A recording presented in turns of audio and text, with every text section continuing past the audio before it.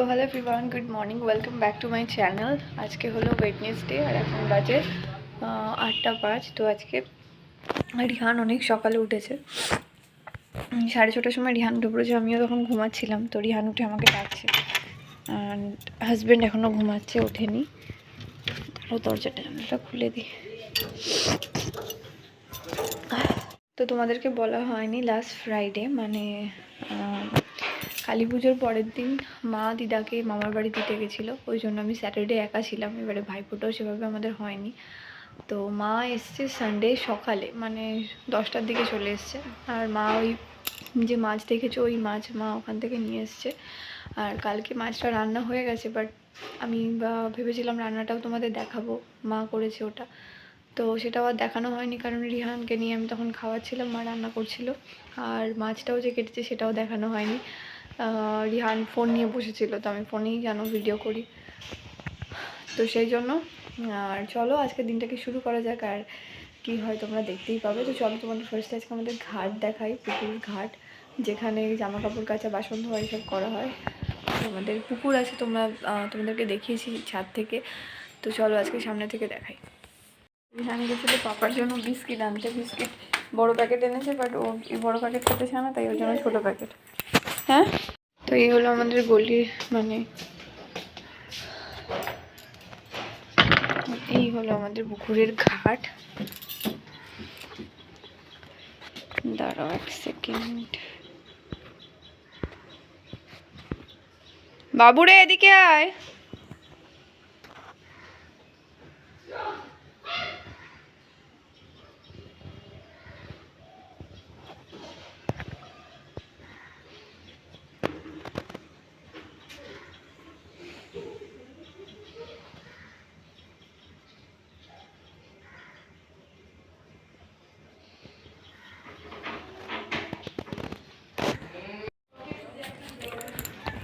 এখানে দরজায় ছিটকানি লাগিয়ে রাখা হয়, সুযোগ পেলেই এখানে চলে আসে।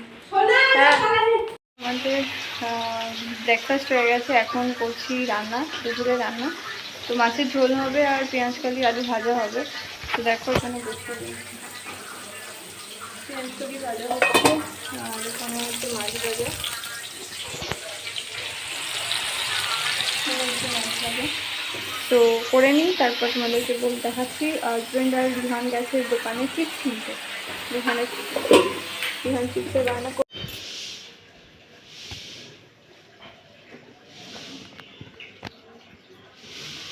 কবে আসবে আবার?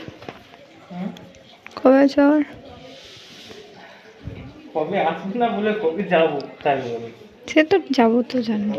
এবার আসবো না, আর আসবো না, শনিবার আসবো। তো পরের সপ্তাহে ডেট ছিল। রবিবার না, রবিবার আসবো না কেন?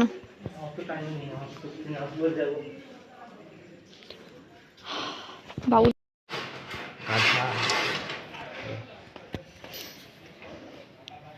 ফিল্ম অ্যাপ আছে না, এইভাবে ডাউনলোড করবি, ভিডিও ভালো ভিডিও হয়। অত সময় নেই। কেন করলে চলো। তো হ্যালো এভরিওয়ান, আজকে হয়ে গেছে থার্সডে, আর হাজব্যান্ড কালকে চলে গেছে। তারপর থেকে আমি ব্লগ করিনি, কারণ মাও একটু বেরিয়েছিল আর রিহান ছিল আমার কাছে। সো ব্লগ করার টাইম পাইনি। রিহান ফোন দেখছিল, কার্টুন দেখছিল। তো এখন আমি ব্রেকফাস্ট বানাবো। ব্রেকফাস্টে আজকে করব সুজির উপমা, তাই ভাবলাম তোমাদের দেখাই। তো চলো বানিয়ে নিই। দেবো গোটা গরম মশলা আর তেজপাতা ফ্লেভারের জন্য। তো বাস এই, তো চলো স্টার্ট করে দিই।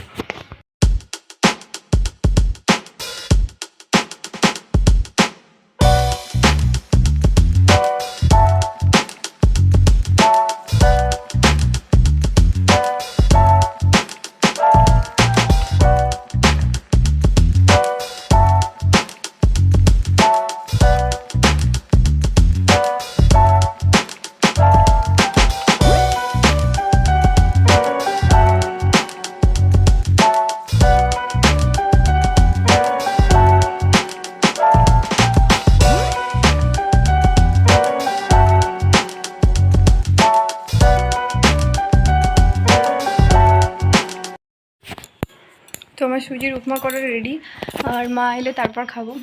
মা একটু দোকানে গেছে, হ্যাঁ দোকানে গেছে রিহানকে নিয়ে, তো মা এলে তারপর খাবো। তো বাস এই।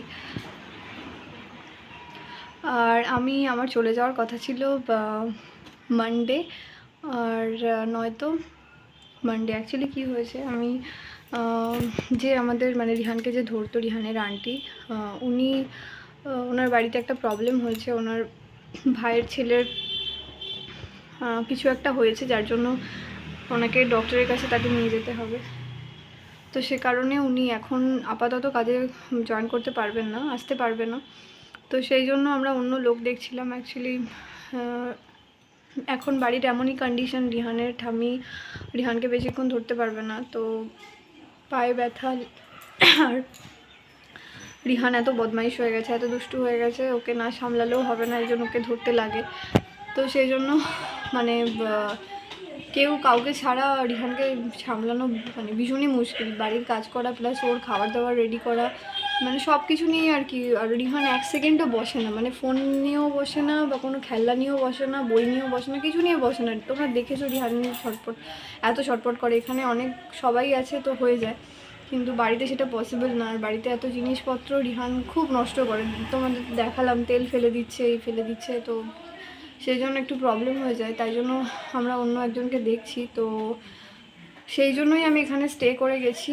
একজনের সঙ্গে কথা বলা হচ্ছে, যদি সে আসে তাহলে আমি সানডে চলে যাচ্ছি, আর যদি না হয় তাহলে নেক্সট উইক যাচ্ছি আমি।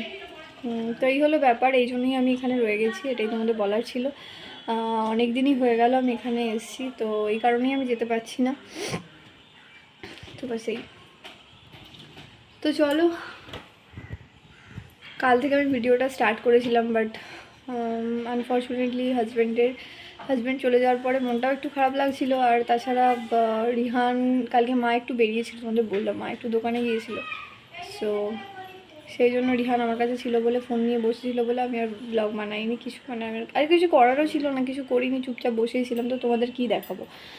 তো সেই জন্য সেই হলো ব্যাপার, এই হলো আপডেটস। তো এখন বেজে গেছে 9:30।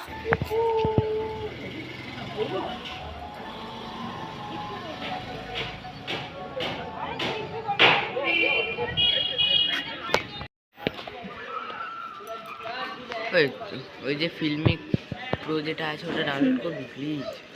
হ্যাঁ হ্যাঁ ওটা শোন, না। প্লে স্টোর থেকে করতে গেলে টাকা লাগে, আমার কাছে একটা লিঙ্ক আছে এখান থেকে করতে গেলে।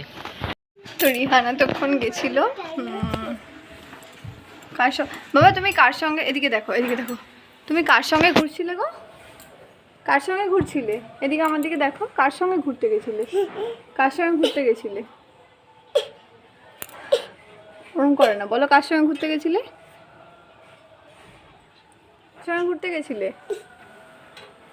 বাবু কার সঙ্গে ঘুরতে গেছিলে? আমি বাটিক মামার কাছে যাচ্ছি। তুমি বাটিক মামার কাছে গেছিলে? আচ্ছা, বাটিক মামা এখন কোথায়? কার সঙ্গে ঘুরতে গেছিলে? বাটিক মামা বাটিক মামার সঙ্গে কি করছিলে গিয়ে? ভুম ভুম চালাচ্ছিলে? কেমন করে ভুম ভুম চালাচ্ছিলে? বাটিক মামার কি আছে?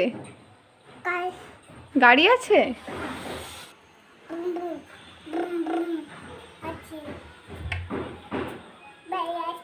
বাইক আছে?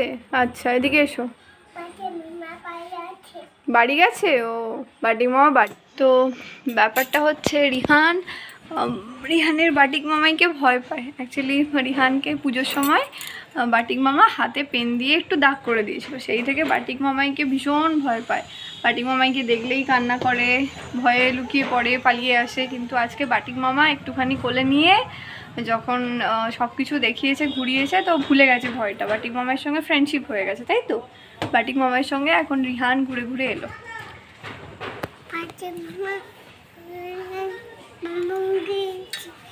বাটিক মামায় রিহান ভুম ভুম করে ঘুরে এসছে, তাই? আর বাটিক মামাকে দেখলে কাঁদবে না তো? আমি বাটিক মামা কাঁদবে না তো? বলো না না।